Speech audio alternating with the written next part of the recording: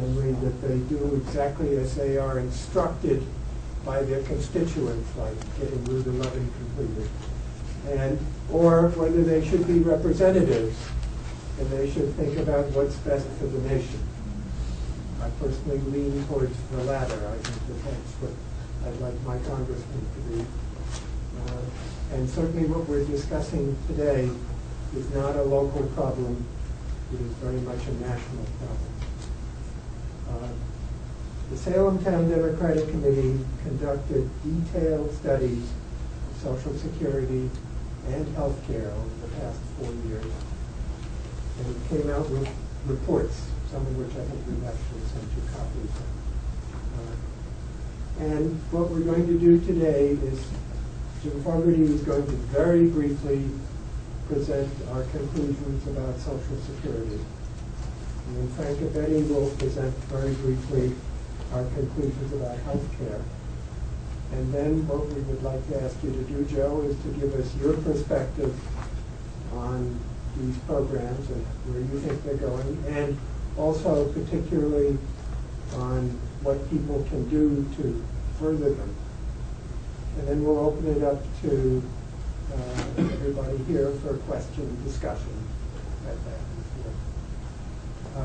For those of you that are not familiar, we are cable casting this on Channel 12, Comcast Channel 12, the public access channel, and it's also being streamed on the web at salemct.org. So there are all sorts of people who may be out there watching. We're not giving them an opportunity to participate by sending in emails as we do in the virtual town meeting. So with that, Jim, thank you.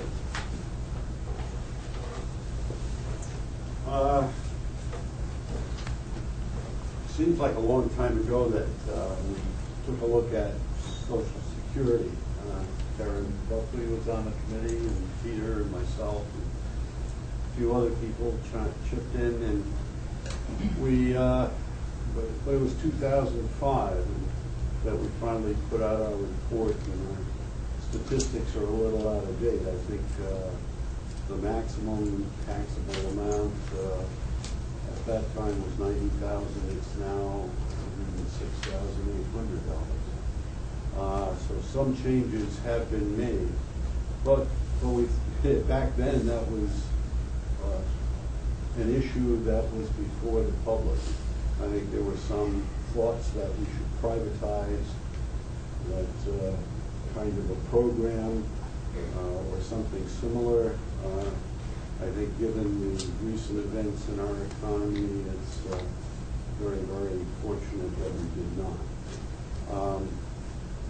Social Security, I think, can you put up the over the PowerPoint? yeah. That's the other one. That's the other one. All right, if you don't have it, that's fine. That's fine. I'm going through this quickly, so it's okay. It doesn't matter. Is that SSN down the bottom? No. I saw the exhibits. Which one do you chart? Look, 70 years Social Security has served us well. It really has. And frankly, personally, I benefited a great deal from it when my father passed away when I was 13. So I was one of the, not the elderly, but one of the dependent kids that benefited from Social Security that my mother received for myself and my sister for a few years. And our view is that this kind of a program kind of almost defines the society. You should take care of the elderly, the disabled, dependent children, survivors. That's something that a well-functioning society does. And we think it should be continued. The problem is really very easy to see. The difference back in 1970 between the number of workers who were contributing to the number of recipients was around 3.7. By 2010, we're down to 2.5, and that projection will decline, and that's all a result of the baby boom bump. And the payouts will be affected by the baby boom bump for about 30 years, 35 years. But then it'll probably flatten out again. So that the question is, how do we keep this going in this wave of first workers now beginning retirement? And that's the big problem. The top dot line, you can't see too well, it's fuzzy, is sort of the most liberal view, and this is the most conservative, and the red line is sort of where we think will fall. It will be slightly, we think, less than 2 people after about 2060 that will be supporting every individual if we keep on the same system. Go to figure 3 if you would. The other problem is funding. As a result of that, you get funding problems. The red line is what's being paid out. The green line down here is the revenues. You can see the revenues come down while the outlays go up.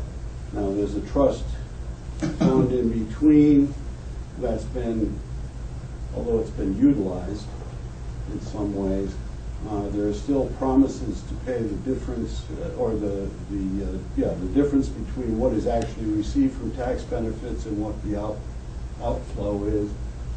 But that will probably come to a halt. We put down 2052. I think Social Security said it was 2042. What do we do? Our recommendations back in 2005 were we thought it should be continued, and this here is really an easy problem to solve from an economic standpoint. It's tough politically. We thought any changes to the Social Security system should be applied gradually. We don't want to shock the system either economically or socially. We thought every citizen should share fairly in the cost of this. Now this started out in 1937. I think the initial outlay was 2%, one from the individual, one from the employer, on the basis of $3,000, I believe, is the max. The rate has risen, but it's been fairly consistent for the last 5 or 6 years. It's total 12.4%. We think the percentage of wages paid by all payers should be the same. In other words, right now we have a bit of a graduated scale at the upper echelons, but we think that wages should be paid in the same percentage all the way down. The upper limit on FICA taxes should be increased, and then ultimately we think eliminated. We don't, and it has been increasing. As I said, it's now $106,800.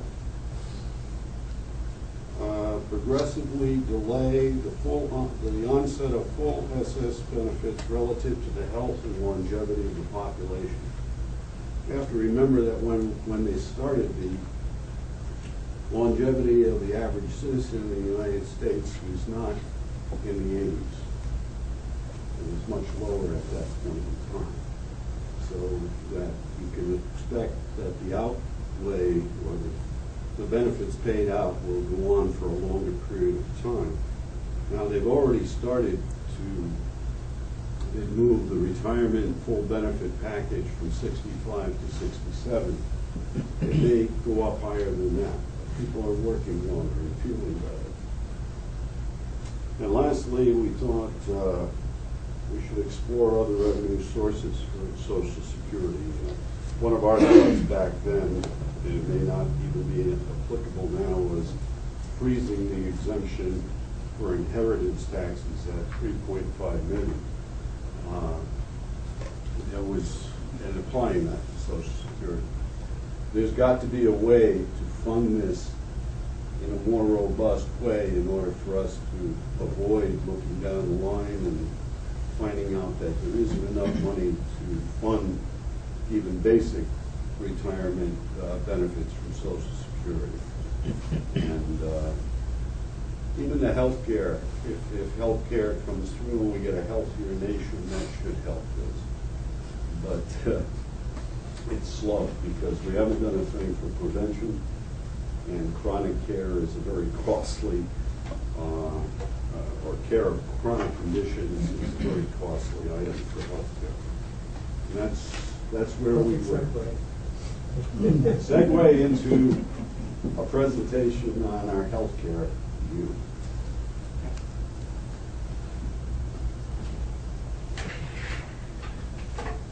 I'm Frank Ametti. Thank you. That's the right one. I'd like to acknowledge Jim Fogarty, Peter Silman, Sue Spang, Gloria Fogarty, and Lou Buckley, who all worked on the healthcare paper. And I was a new one in town. I hadn't participated in Social Security, and I didn't know when I got to town. First thing I was asked to do was participate in this. It turned out to be about a 2-year project. So, okay. So first, I'm just going to go over very briefly kind of the kind of our position and recommended changes, and then go into some detail on the cost drivers and how we think we can actually save costs, because costs are what everyone always asks, how are we going to pay for this? So that's what we're going to spend most of our time. But just real quickly, the Salem Democratic Town Committee position, it's pretty simple and grounded in the principle of fairness, which means access to affordable health care for all. We believe that health care is right, and that health care in your population is beneficial socially and economically. In the current system, many U.S. residents do not have health care coverage, some 45, 46 million, 15, 16%. And we believe that health care coverage should not be tied to employment. In the current system, job loss or changes have a very negative impact on individuals and families, and particularly only developed countries where people can and do go bankrupt because of health care costs. There's no safety net that most other countries have, so we believe strongly in portability. Recommended changes. This is, in a nutshell, we should implement a uniform national insurance plan for basic health care services that all residents are required to have funded through the tax system, both individuals and corporations. This is probably recognized as a Medicare for all model, and it's simple. It's working now for 40 million Medicare patients, and it's certainly cheaper than private insurance, sponsored insurance. We can improve the quality of care by adopting a national health service practice model based on evidence-based medicine. There are known proven treatments which are effective. And conversely, our costs are 2 to 3 times those of in other countries, largely because of unnecessary services driven by defensive medicine, new technologies, many of which do not improve outcomes. We'll talk about that a little bit more. In other words, the quality is not better, even though we spend 2 to 3 times more as most countries, most developed countries. I believe we should implement a personal health information technology. Our current system is paper-intensive, inefficient, and error-prone. It really does detract from the quality. The new uniform data coding standards, which increases the administrative cost as well. So, last point, we really need to control healthcare costs. That is that's always what people ask as well, to cover everyone, these 45 million the uninsured, where's the money going to come from? So that's where I'm going to focus most of the discussion, because it's really unsustainable right now. We're at 16% of the GDP, projected to rise to 20-25%, which is just a competitive disadvantage for our country as well. So if I could go to the next, and I'm going to spend a little time on the detail of this. We believe, first of all, it's very important that the proposed plan will actually cost less. In other words, we're spending today, the latest costs we have from CMS are 2.2 trillion. That's what we're spending today. And so we've got kind of we adopt the reforms that we're going to talk about. We'll bring it down to 1.9, so savings of about 320 billion. Let's look at the stacked bar chart on the left. And so this is the breakdown, and it won't look like some of the breakdowns you see from the CMS because we've put some, for example, in the first category, administration, you can see it's 19% of the total pie at 420 billion. That includes both what they call the net cost of administration, which is public programs and private insurance administration, as well as we've included in there the hidden administrative costs incurred by hospitals and physicians. So, because there's quite a bit, especially with the fragmented system we have today with thousands of insurance companies, that does require a lot of administration on the part of hospitals and physicians to deal with that. So if we look over to the right, this is one of the large drivers of savings. Private insurance, the administrative ratio is between 14 and 15%. Okay? For the public programs, it averages out between Medicaid and Medicare to 4%.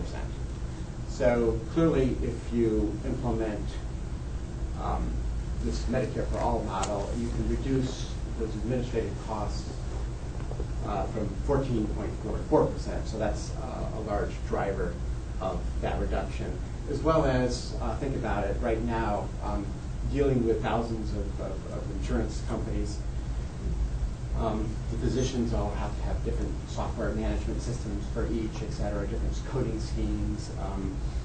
Some of them they even go to training to learn how to bill. So part of that would be the reduction of those administrative costs at hospitals and physicians. So going down, fraud. It's very unfortunate, but we, as you can see, I've kept that equal. We don't have a solution for that. It happens today. It happens both in private insurance reimbursement and in Medicare. There is fraud. There are services that are not performed that are being reimbursed. That's what fraud is. It's about $100 billion today. We're not proposing any changes because, quite honestly, we didn't address that. And I'm not sure what to do about it. Liability insurance is about $45 billion, and as you can see, we have no change. It stays constant at 2%. That's a very small piece of the pie, but I wanted to put it on there. First of all, it does exist, but it also drives what I've called overutilization in this one right here. The threat of litigation drives what we call defensive medicine. So that's a portion of that overutilization. Profits is the next category coming down. Today, those are about 110 billion, including insurance company profits as well as hospitals and physicians and other medical providers. Here, in a public program, I think we remember we stated that our position was that health insurance should not be for-profit. So if we do move to a public program, about 25 billion of private insurance company profits will just disappear because there will be no profits in the Medicare for All system. So that's a source of some savings there. Other we're not don't have any comments on. That's research structure and equipment. And it's hard to understand what's really in there, but it is part of the overall pie. Then we get finally to patient care, which you can see is the blue, and that's 60%. So really, 60% of the healthcare dollar goes to patient care. And we've broken that out. About 75% is chronic care, diabetes, cancer, heart disease, et cetera. And 25% non-chronic care. And then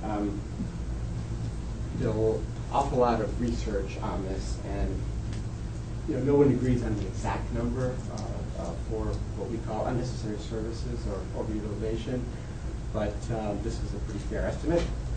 And as we had mentioned, that's driven by a number of factors, one being defensive medicine, one the chase after new technologies, not all of which are very effective, our fee-for-service reimbursement policies, where we pay for every, instead of paying for an episode of care, holistically, pay for every service that's performed, which does drive, the incentive drive to perform more services, quite honestly.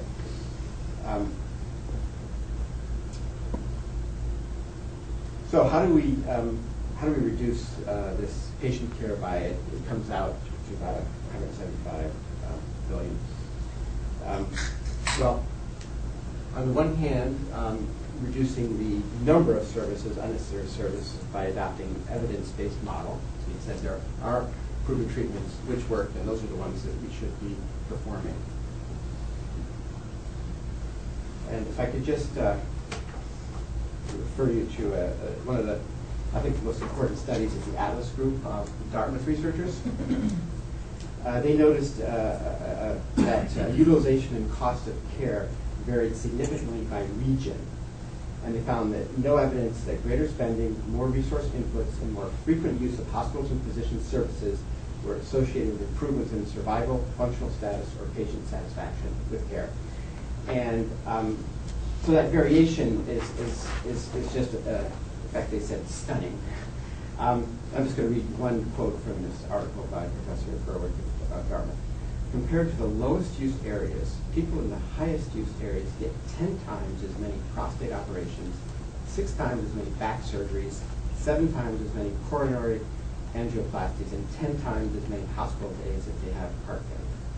So there is astounding variation, and it's really predicated on the availability. It's kind of like build it and they will come.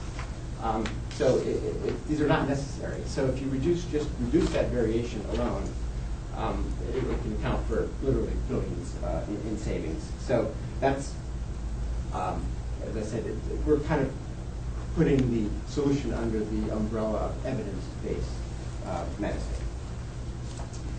The other component, which is why the other pieces go down as well, but less, is adopting Medicare rates for all. Right now, every insurance company has different rates that they've contracted with providers. On average, they're anywhere from 15 to 20% higher than Medicare rates.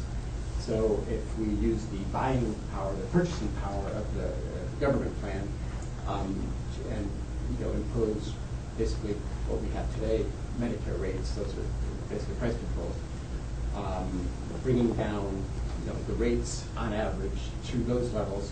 Now, that will be partially offset by bringing up the Medicaid rates, because Medicaid rates tend to be quite a bit less than Medicare rates.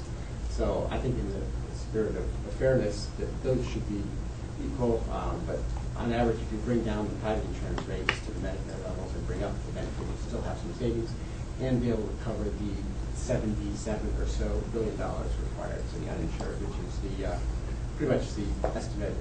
The McKinsey group came out with that last year, and it compares pretty well to other studies by other previous researchers. So essentially, then, evidence-based model and Medicare rates, and that includes negotiating prices with the pharmaceutical companies as well, which has been in the news a lot. And if I could just go to the last one.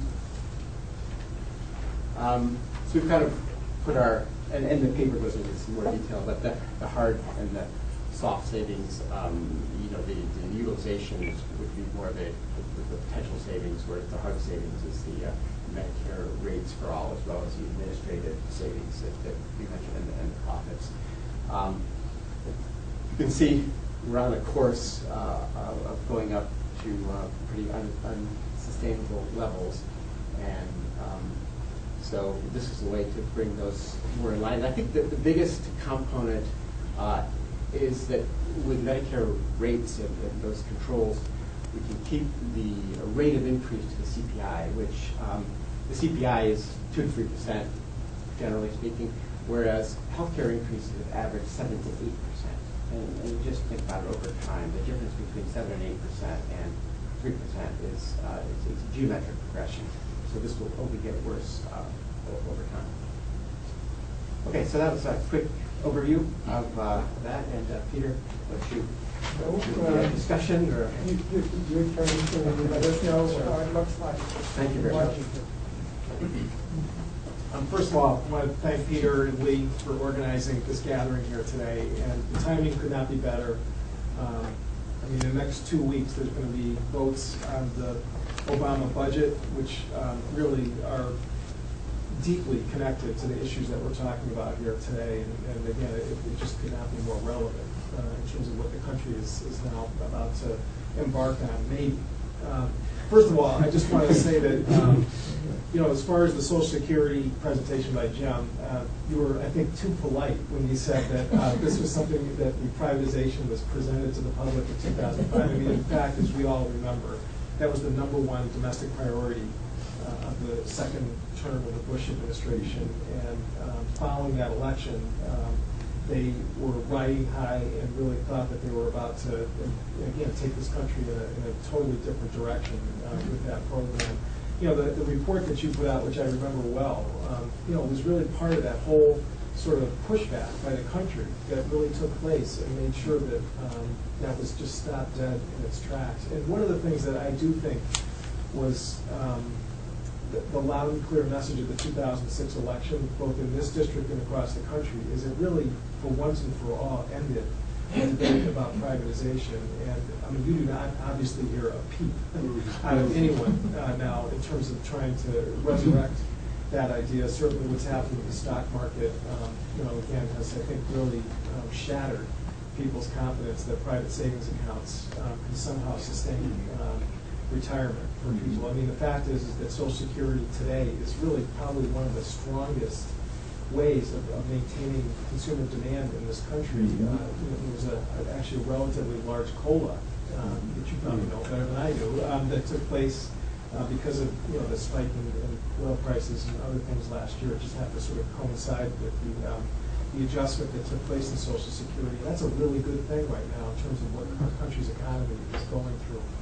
There's no question that the trustees of Social Security have warned us, as your chart showed, that about 2045 or 2050, we are going to hit a point where even with the trust fund reserves, we're going to see about 70% of covering the costs of benefits at that time period. I think the president in his campaign talked about, again, looking at the payroll tax. Again, he had that sort of donut hole, to use a bad term, that took place until you get to about $250,000 of income before the rates went back up again. And I do think that he supports the idea of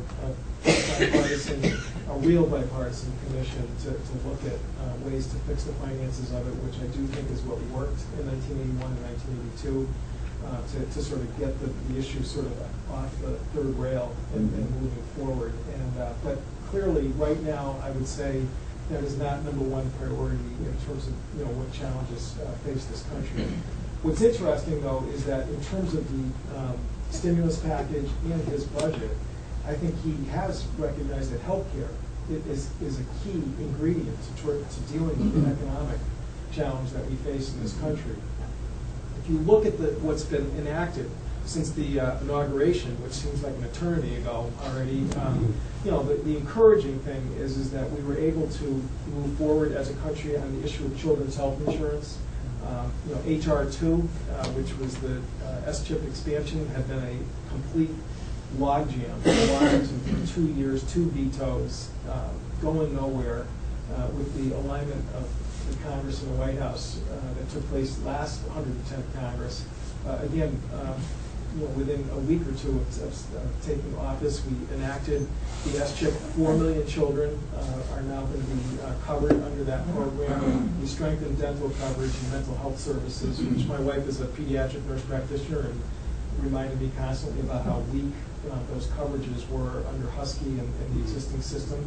Clearly, just an incremental, partial step forward, but there's no question that, it gives us some hope that there's some traction finally in terms of Washington getting some movement on health care. In the stimulus bill, $19 billion towards health IT, which again you correctly identified as a key step forward in terms of a more efficient, rational system.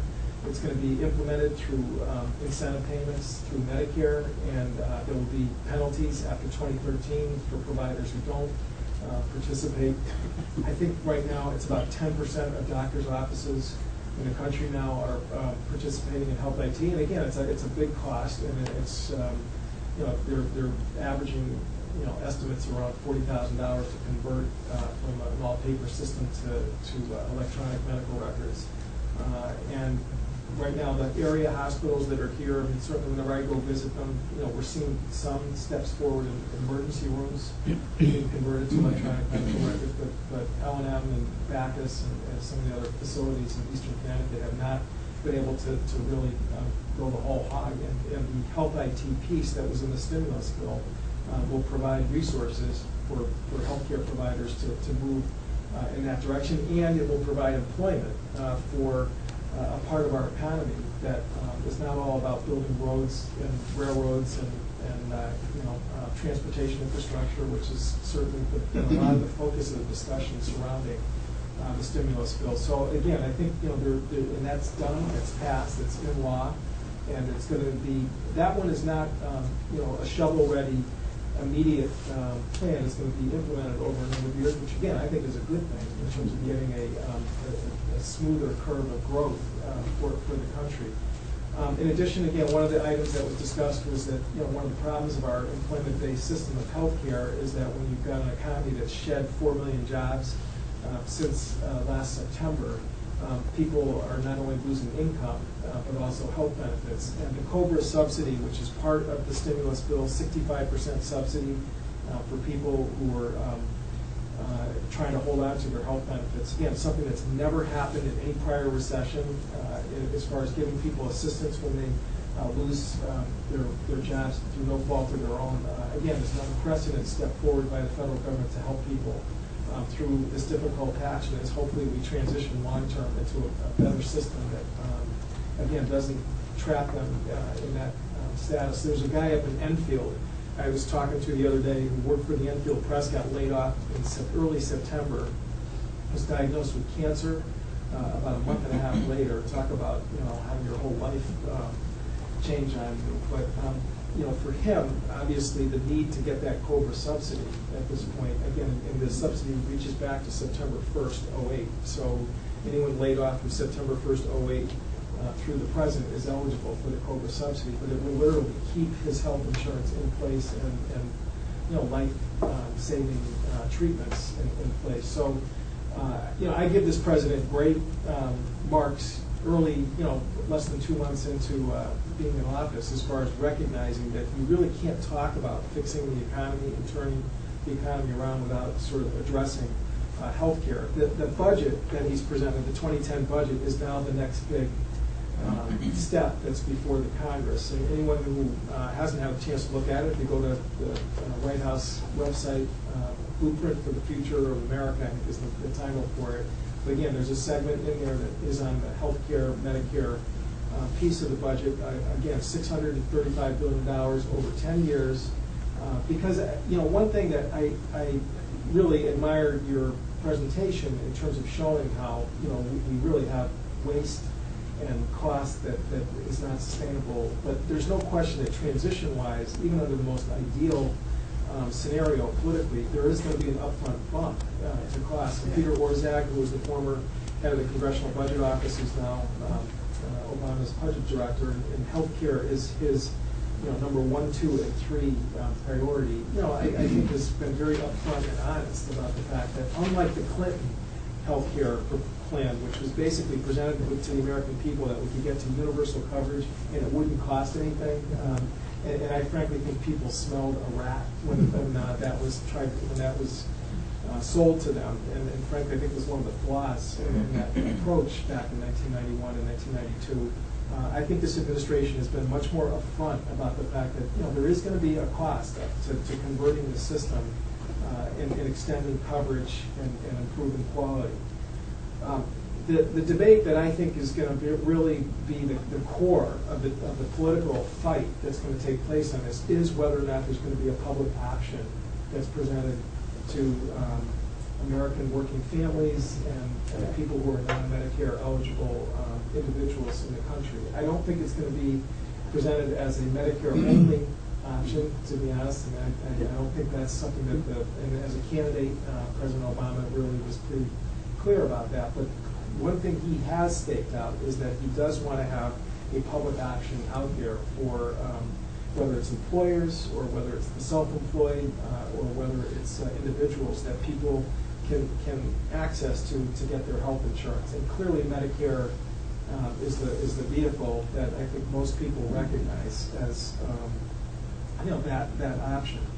What I would just say in conclusion, and certainly want to have a discussion here, is that we also have to remember that Congress did sort of revisit Medicare in 2005 with the Medicare Modernization Act. And personally, I feel that the program really was damaged as a result of that change in the system.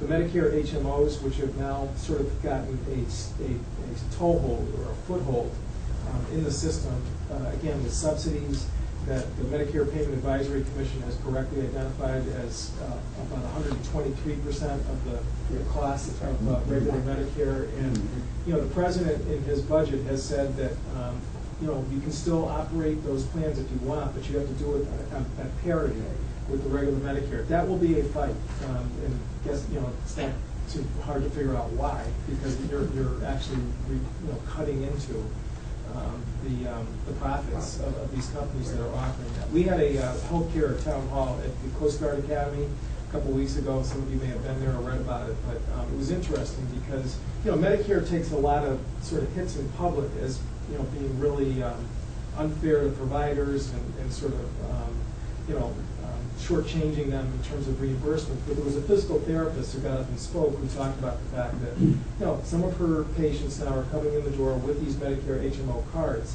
and the fact of the matter is that she gets much more shortchanged by the Medicare HMOs than she does by regular Medicare. In addition, we have, I can tell you a case that came into our office, a gentleman up in Woodstock, Connecticut, wonderful man.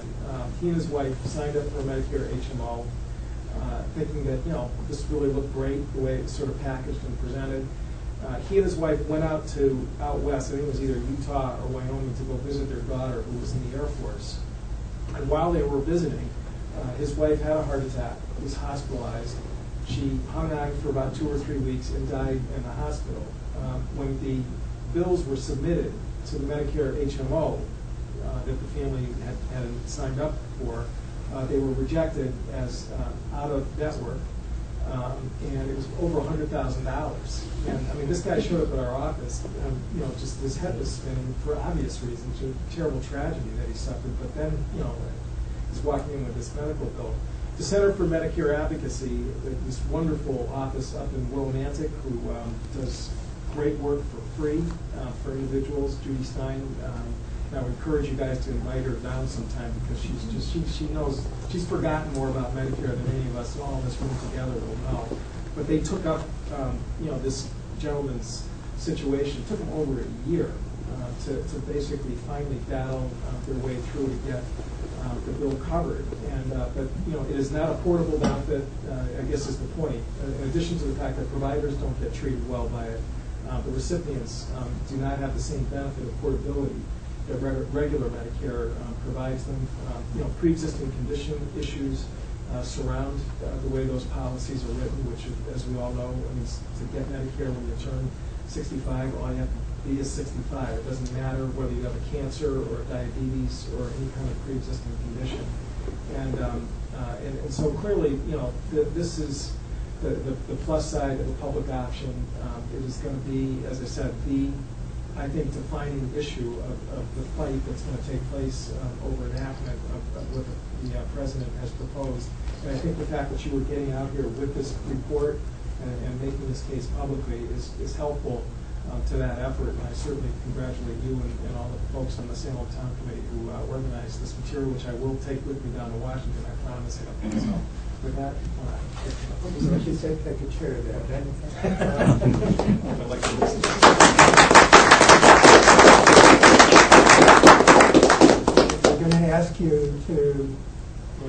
speak to stand up, give your name so that we can catch you on camera. I'm going to take the prerogative of asking the first question. if I may.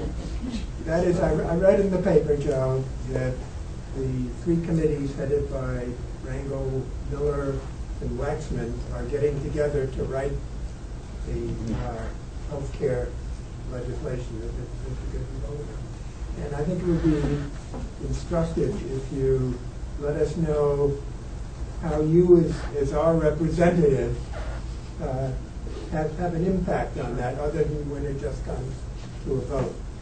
Well, thank you, because you get a chance to toot my own horn here a little bit, because I'm a member of the Educational Labor Committee, which is chaired by George Miller of California. I am on the Health and Pensions Subcommittee, and that committee, their sort of cognizance or scope of control, if you want to say, over the issue of health care is on ERISA, which is the Employment Retirement Income Security Act, which governs the operation of private health plans throughout the country.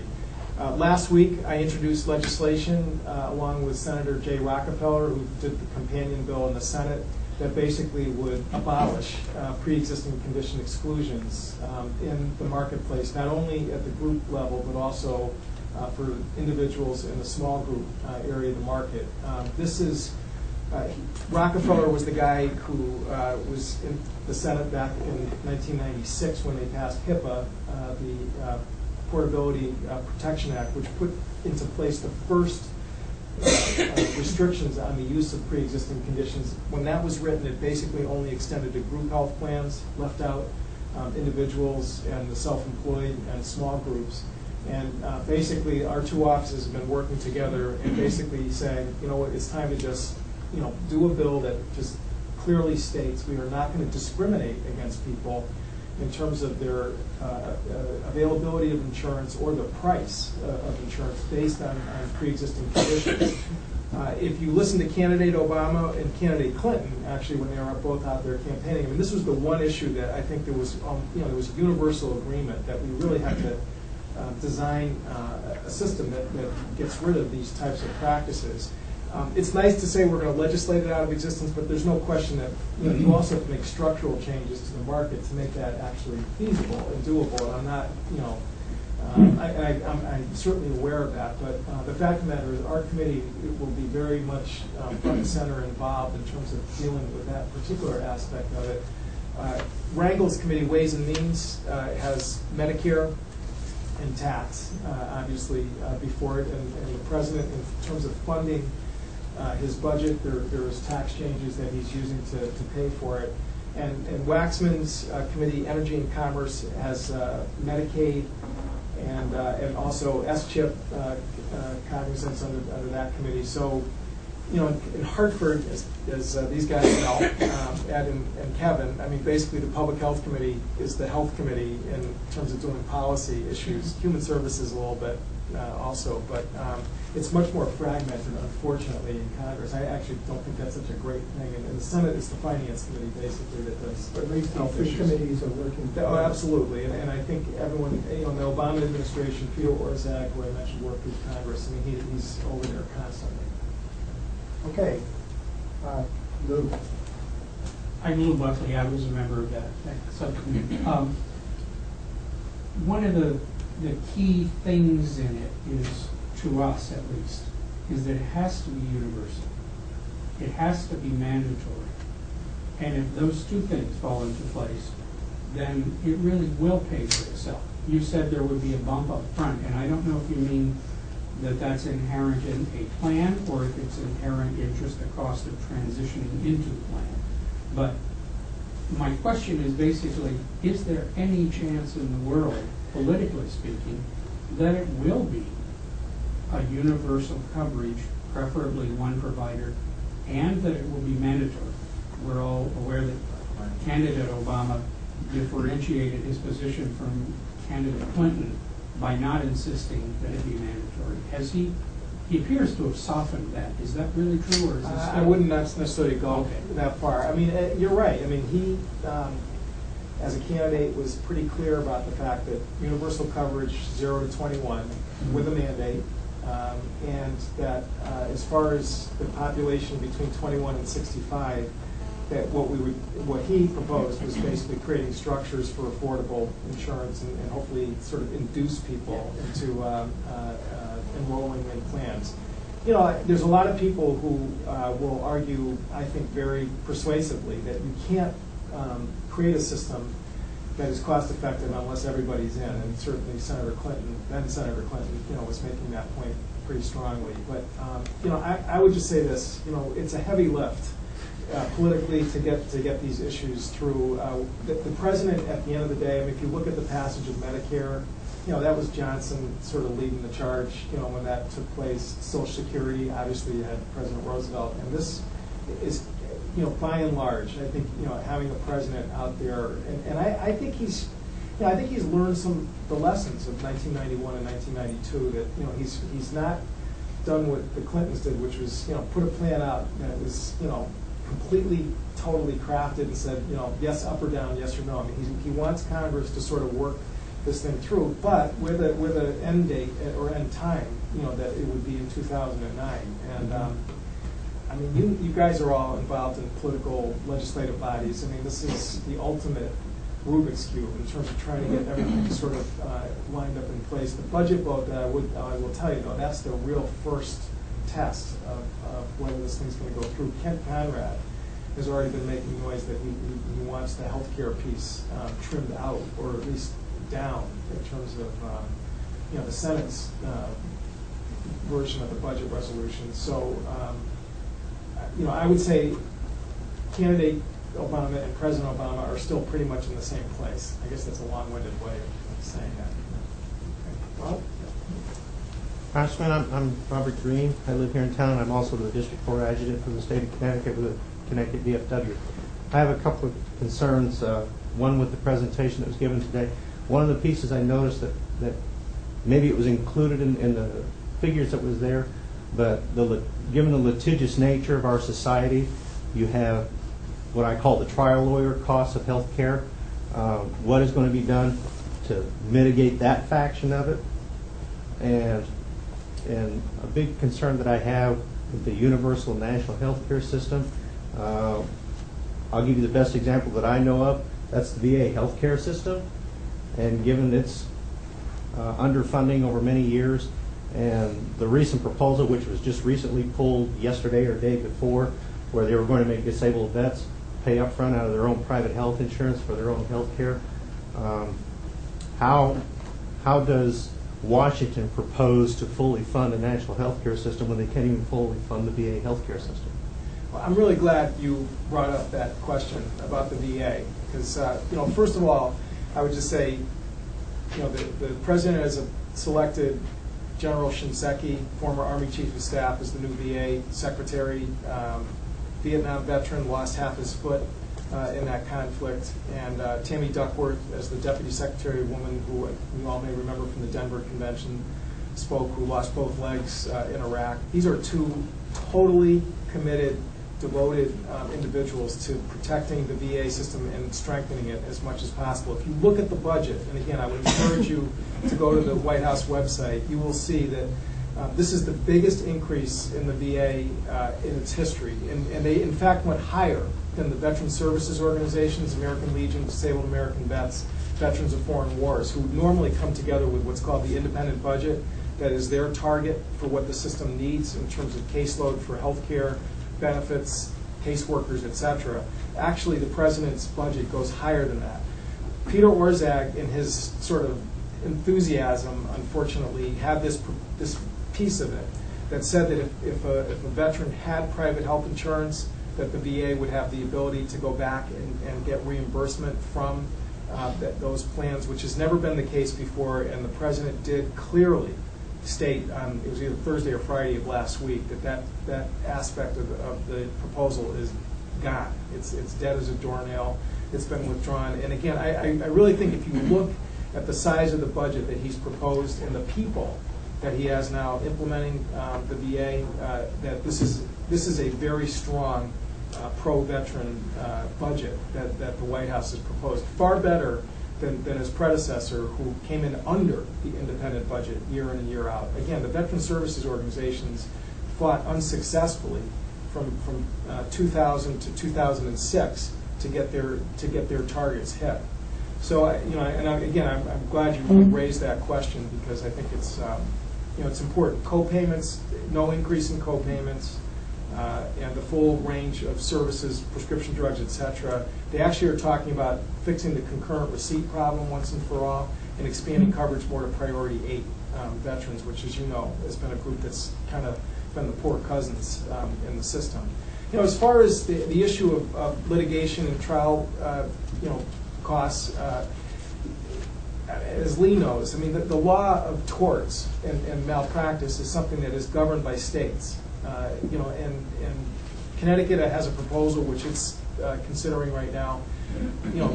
States have their own sort of scope of control over the healthcare system. I mean, licensure, scope of practice, certification of the healthcare professions. Washington does not control those aspects, and the issues of liability has always been one that has been controlled at the state level. A one-size-fits-all system for liability is not something which, I have not heard that that's part of the president's plan. It certainly wasn't as a candidate, and I think at this point that's like licensure and scope of practice. It's basically being left to the states to deal with. Actually, one thought in response to the first part of your question, Bob, is that Jim and others looked very carefully into the litigation problem. And it turned out that by far the biggest chunk of it was not the actual litigation and the awards, which make headlines, but is the defensive medicine portion of it. The doctors are doing unnecessary procedures for fear of being sued. That was my point behind the question. Exactly, So. you're right on. Other comments or questions? Pam Monroe, I live in Salem also, and while I hadn't read the report before, I was listening carefully, and I don't think, of course, that that's going to be the government program. It's a good report with a lot of good information in it. I have a couple of questions from thinking about it. I'm questioning who's going to make some of the healthcare decisions for people, what's going to be allowed.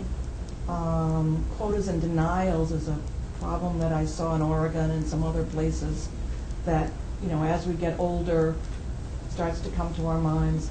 And also, if you do start limiting some of the costing to providers, will our number of providers generally go down over a period of time?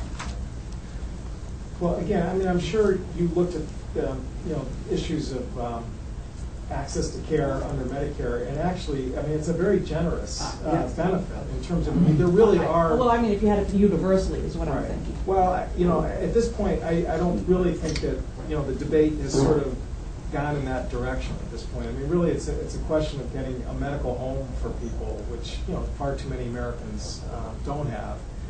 And as I said earlier, my conversations with a lot of the providers, if you ask them, who would you rather deal with in terms of your reimbursements, the Medicare system or the Medicare HMOs that are out there? What I'm hearing is that the Medicare system is better. And if you want to You did talk a lot about this, and providers will generally say that they know what to expect from Medicare. What they don't like is just the great diversity, and they have no idea why they're getting a certain amount from a certain private insurance. They're all different, and so it's so much simpler to deal with one with our straightforward rules. So that's definitely a plus. Because, the real problem that's out there right now, and I know Jordan and his friend are here, is that really the question is, in terms of the system right now, in terms of the infrastructure of primary care providers, is broken. Right now, kids coming out of medical school, it's 5 to 10% at most are going into internships, internal medicine or pediatrics, and the cost of medical education, this is a real challenge to the system, and I know someone can talk about it far more passionately and knowledgeably than I can. What I would say is, though, again, the president's budget does have loan forgiveness programs for medical students coming out who will make an agreement to go into high-need districts. But frankly, I think the whole question of cost, particularly if we want to have primary care providers, has got to be dealt with. Or we can have the greatest health care plan in the world, but there's not going to be anybody there to really take care of people at the most cost-effective stage of the system. Why don't you share that? Yeah, And identify with that. all right, I'm Jeff Engel, and I'm a general internist. I'm a primary care internal medicine doctor. And I just want to let you know, I believe in universal health care. I also believe in a single-payer healthcare system. But I think the reality of that happening is just going to be like that. I mean, as you brought up, in the perfect world, many of us here would like to have a single-payer system. And if things had happened in 1991, that might be the case. But to dismantle this huge sort of complex of for-profit insurers, I don't know how anyone can imagine how that's going to happen. But my concerns are, as a general internist, I actually accept Medicare in my practice. I take what Medicare gives me. I don't charge my patients beyond what Medicare gives me. But I'm a rarity. I'm going to tell you that. I know where I practice, most providers do not even accept Medicare. People have to pay up front, and they'll accept back from Medicare whatever they'll get. And that we like private health insurance because we do get 110, 120, 130% above. And when you said that everyone's going to get the Medicare rate, well, I'm going to tell you something. There are not going to be many of us in practice. All right? What if that's the only game in town? Well, if it's the only game in town, it's going to be great. I run a very efficient office. I have to tell you, I'm a dinosaur. I'm a solo practitioner. Now I have one, but I had 2 nurse practitioners who work with me in my office. But the number of staff people I have is at the very bare minimum, just to sort of tackle everything from making appointments to actually dealing with insurance companies and billing and all those things. And I've had EMR for about 6 years now. I've been electronic for 6 years. We submit to the insurance companies and to Medicare electronically all our billing all the time. And I have to tell you, it takes a very long time to get paid from Medicare. It takes a very, very, very long time to get paid from Medicare. I know there are other providers here who can address that. But I don't know who is going to be providing this health care. I'm really looking forward to everyone being insured. But I don't know who your primary care providers are going to be, because I can't work any harder than I do now. And I've been doing this for about 15 years, and I'll be on the way out in 10, 15 years. There's very few people, there's no incentive for kids who are coming out of medical school with $200,000 worth of medical school debt plus a $200,000 worth of undergraduate debt to go into primary care internal medicine or pediatrics or geriatrics or anything else. My sort of thoughts about all this is that, just to let you know about the waste and about the fraud that goes on, I would think that about maybe 50 to 75% of the visits that I see are really not necessary. Okay, people come in and demand and expect things from us that are just really absurd. If people in the United States, no, I'm being very sincere. If I could tell you, and people here are guilty of it as well. If I could tell you how many people come in and demand that I give them an antibiotic for a cold because they have to be better today or tomorrow. I mean, it just makes my head spin on a daily basis. Or I want you to test me for everything. Or I hurt my knee, I want an MRI. Yeah. And that's not evidence-based medicine. And I actually trained in the primary care internal medicine program that was an evidence-based program. And I really tried to go out there and start my practice and do it exactly that way. But the expectations from the consumer is very different than what we would like to do as providers. So there's this really disconnect between what people are entitled to or expect and what we can actually offer them. So we are talking about a system of providing health care, but we can't even get people to know how to take care of themselves in the first place.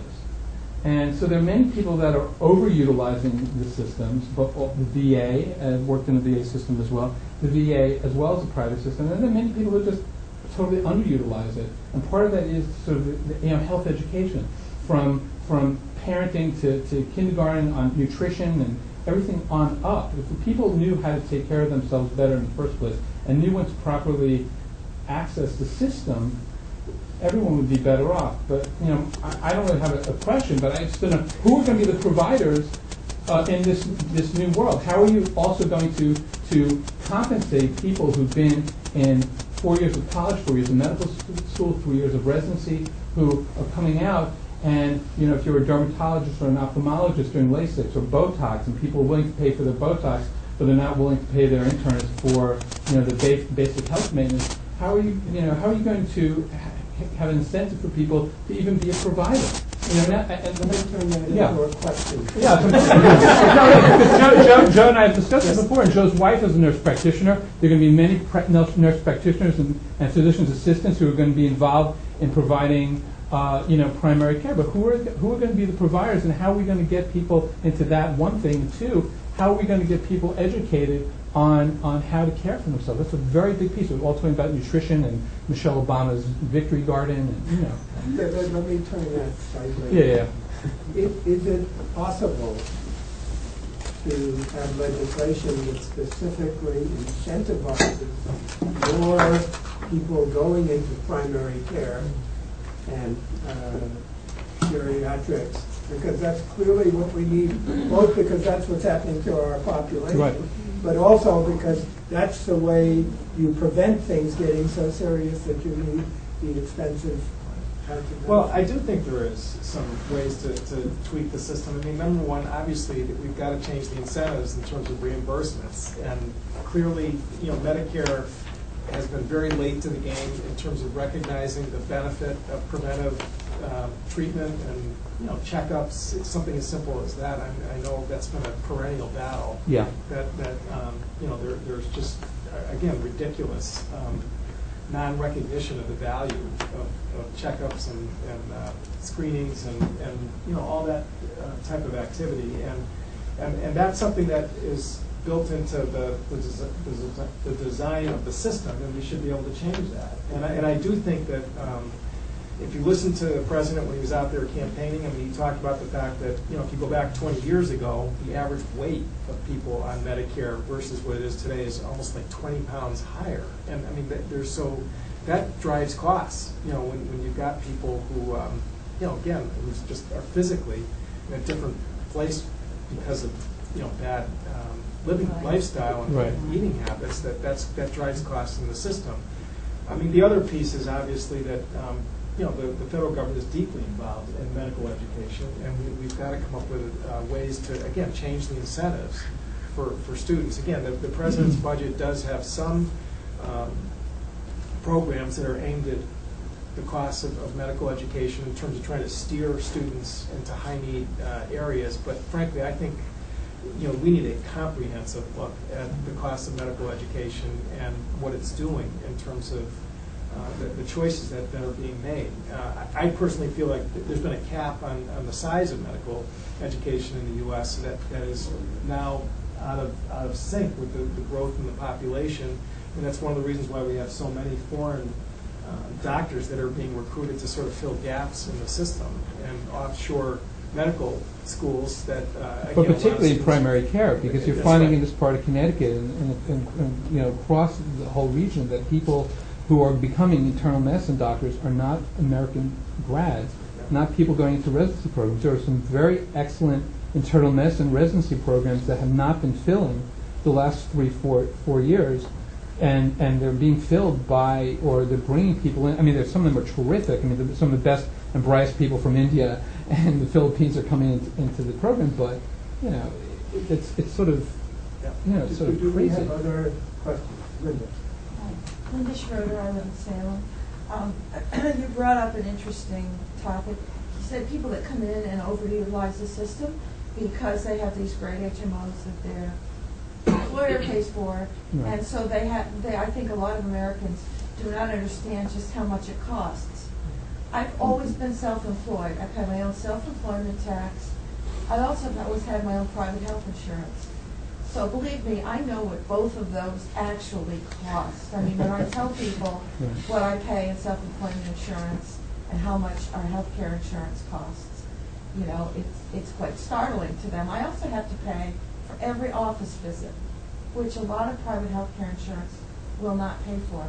So every time I see my internist, I pay $85. So I don't go see him unnecessarily. The interesting thing is my internist is a board-certified internist and dermatologist. He only takes Blue Cross and Medicare. And he figured out he didn't like the restrictions of HMOs. He saved so much money on staff that if he just took those two, he broke almost even, and he got to serve the people that needed him a great deal. And he's very happy doing it, and he has a partner who's very happy doing it. You can still go to him with private insurance, you just have to get your own reimbursement. So I guess my point is I really do support the universal health care idea, but I think people in that should understand the costs. Not everything should be free, it may be a sliding scale for income, but there has to be some cost for all those appointments that you go to, and prescriptions, I know how much they really cost, okay, because my prescription coverage stops at a certain dollar amount. So, and I also have a pre-existing condition which hasn't bothered me in 25 years, but there's a surcharge on my premium because of that. And then, of course, I have a $5,000 deductible, so you do everything to try to keep down. So believe me, I know the cost. And so I'm amazed. I'd love to see it universal. I want to see it done. But I think there is a way people have to understand they have to either take better care of themselves and or pay for part of this. And they understand right out of pocket when they go in. And that overutilization is a huge problem, because I've sat in my internist's office with people that are in there for 5 minutes, and he's shaking, he comes out and he knows that they've been in there 3 times that week. So, I'm sorry. No, that's great. That was excellent. I'm Georgia Peck. I'm here with my daughter, Hillary. Our family has experience with universal payer medical.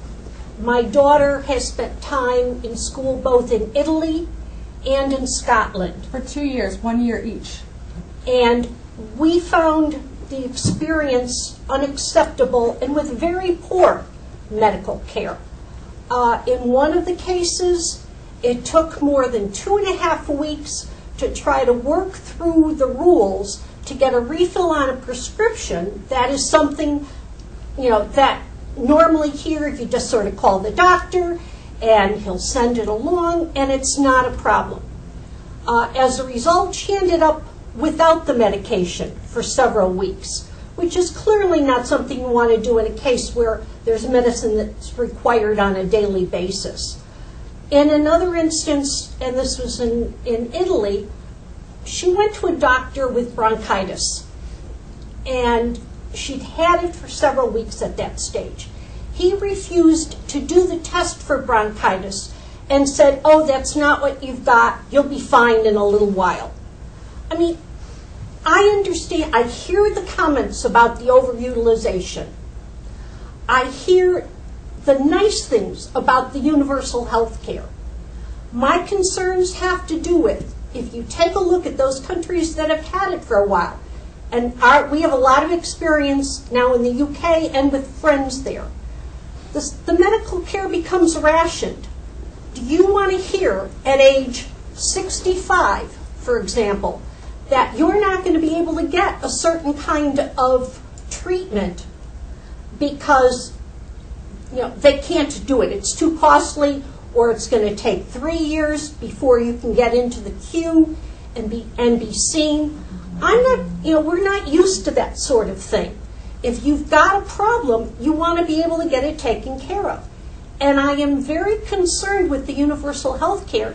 And is there truly going to be one system for all? We know that Congress historically has excluded themselves from a variety of things. Is this going to be a case where you've got 2 levels of medical care, one for them and one for us? Is there going to be some special privilege? I am so fearful of the universal health care because I see it so much more as government into my daily life, and that's not what I want. Amen. And I want to share one story. My husband, Could we get a response to that? First of all, ma'am, you may recall when I ran for Congress, I made a pledge to the people of this district that I would not take the congressional health care plan until every American had the opportunity to access the same level of coverage, and I've kept that promise. I don't ask the taxpayers to provide my health insurance. My wife and I and our 2 kids, we get our health insurance privately, and we don't ask you or any other American to pay for it, because I do think that members of Congress should feel the pain that's out there. You know, for every story, and believe me, I lived in England for a year, and my mother actually, when she was visiting in Europe one time, had a heart attack in Paris and was taken care of for free when she was there. But I know that there's definitely flaws that exist in that system. There are terrible flaws that exist in this system. Agreed. I mean, if you talk to self-insured individuals who have a cancer or a diabetes, it is impossible for them to get a health plan. And not only can't they not get a refill on their medication, they can't get any coverage whatsoever if you're out there on your own. And there's 4 million people have lost their jobs over the last 4 months. This is going to be a terrible problem for them, even with the COBRA subsidy that the president adopted as part of the stimulus package, which again gives, you weren't here when I was talking about that before. I was watching. Okay, but that is unprecedented. That's unprecedented assistance during a recession to get that kind of help for people who've gotten laid off. But the fact of the matter is people who have lost their coverage and their benefits because of this recession, who then maybe want to start up their own business or become a part of a small business and want to get health insurance, those pre-existing conditions, exclusions, are going to be a roadblock for them to get coverage. So, you know, the bottom line is we've got to find the right balance here in terms of making sure that people are treated fairly in the system and that we have a system that's rational. And I don't think what the president is talking about is the National Health Service of England or the Italian system or the French system. It's going to be an American system at the end of the day. And it's, you know, the citizens of this country, I'm sure, are going to be very loud and clear if they feel that whatever comes out of this process, if anything does, because one scenario is nothing happens this year in terms of health insurance, but that we have a system that is balanced in terms of trying to make sure that there's coverage and quality for people of this country. Those are the 2 things that you're always trying to juggle. But the one thing that the universal system never seems to really take into account is what's driven things to get here. And personally, I believe it's medical malpractice. And that's something that doesn't seem to be talked about, discussed, or tried to handle. We did discuss that while you were in transit from home. But, I mean, your daughter can we get some other people who Like, would like to be my heard? name's Larry Pack. My dog. Like, something, everyone's talking about, like, just encouraging people from going to the doctor. But the thing that's great about here is you can just go to the doctor. My husband had a problem, had to go to the doctor in the middle of the night. It was horrible. But you have to call and make an appointment to go to the emergency room. He had to call and make an appointment. I'm sure, like, when your mother went in France, they probably did it for her because she couldn't. But if you're in a house, they expect you to do it. We spent 20 minutes on the phone trying to convince these people this was a problem. And he did need to see somebody because he couldn't go to the regular doctors because you had to wait 2 weeks. There are posters everywhere telling people, don't go to the doctor. You know, you don't need it. If you're going to be wasting people's money. And I think it's important that you're able to go if you think there's something wrong. Yeah. I agree that you have to know what's wrong with your body, but part of that is people should respect it when you say, I'm worried, I'm concerned. And I want to know how do you balance people saying, don't waste everyone else's money by keep going, and, you know, I'm worried, I'm concerned. Where do you feel the balance is between that? How are they going to determine that? You know what? This is an issue that this country is going to be contending with long after I'm gone and, you know, well into your adult years. I mean, the fact of the matter is that, you know, even systems that have universal coverage, I mean, issues of budget always are driving debates about access and reimbursements. I mean, there is no silver bullet that solves the problem and creates a perfect system. But clearly what I think is we have an imperfect system here right now when 47 million Americans are left out and can't have a medical home. That's wrong. I mean, we're the wealthiest country in the world and we can do better than that, particularly when we're spending 16% of GDP. I mean, we spend far higher than any European country in terms of what our healthcare system costs us as a nation. And we should have a better, more balanced system to make sure that people aren't getting hurt for no reason of their own, just because, you know, their employment status, because they're self-employed or they work for a small business. Again, there is a huge disparity in terms of what the insurance market charges people like that versus people who work for Pratt & Whitney or electric boat, or a large employer, or the federal government. Please stand up and give us your name. My name is Vernon Smith. I'm a resident of Salem.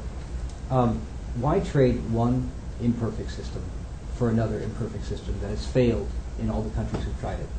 I listened to Linda's evidence of her I situation. think you're going to have to prove that statement. Well, how about the was it a recent Reuters or AP article that said breast cancer drugs in England are not going to be paid for anymore because they can't afford it?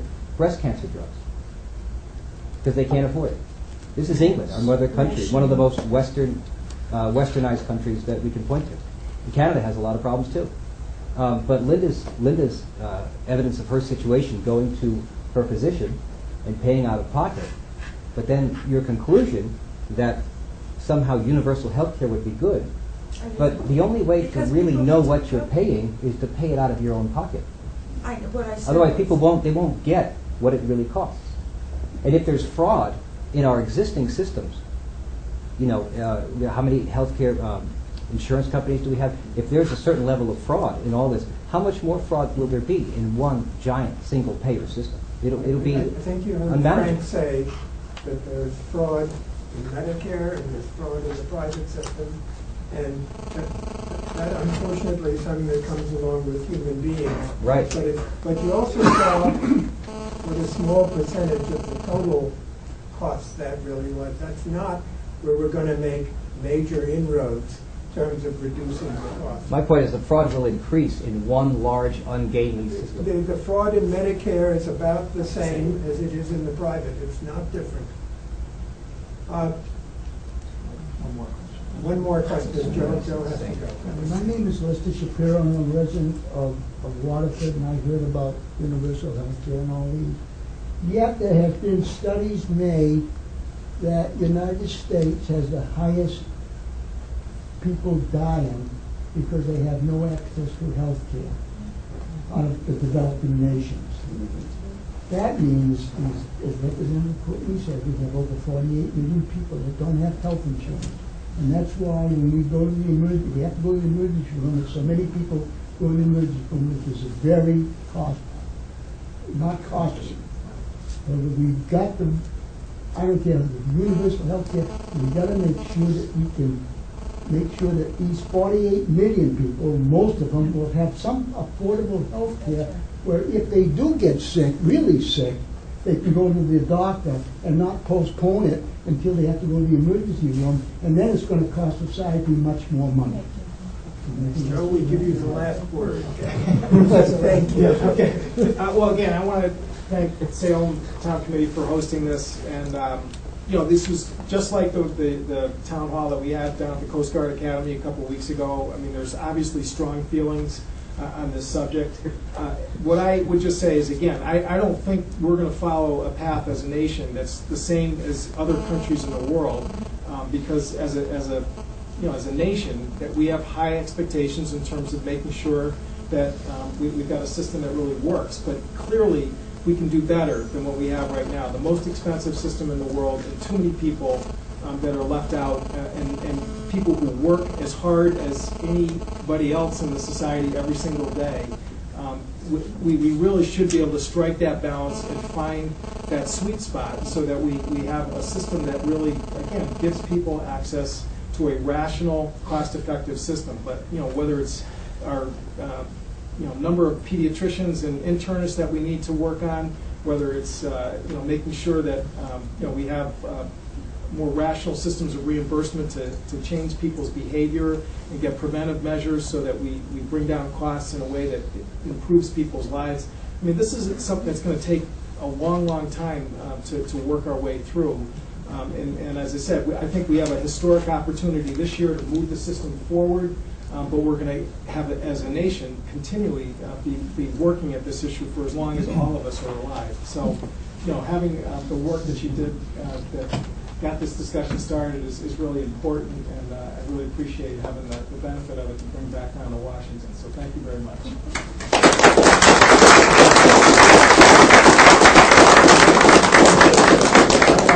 I want to thank Joe. My name is Lee Colchu. I'm the chairman of the Salem Democrats. The example that you've given by not by keeping the pledge, by not taking congressional health insurance until some of these equities are resolved is really a very moving thing to me, and something that I'd like to see in all of our leaders. I think that we will have health care reform. We have to have health care reform because essentially the train is going down the tracks at a high rate of speed and the bridge is out.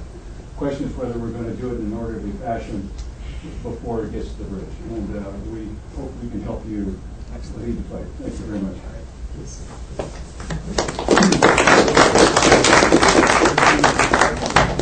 If I could take a minute, I'd like to thank Lee and the Salem Democratic Town Committee for taking the time on a Sunday to host me. Totally our pleasure, Bob. Thank you for coming. We had a good time.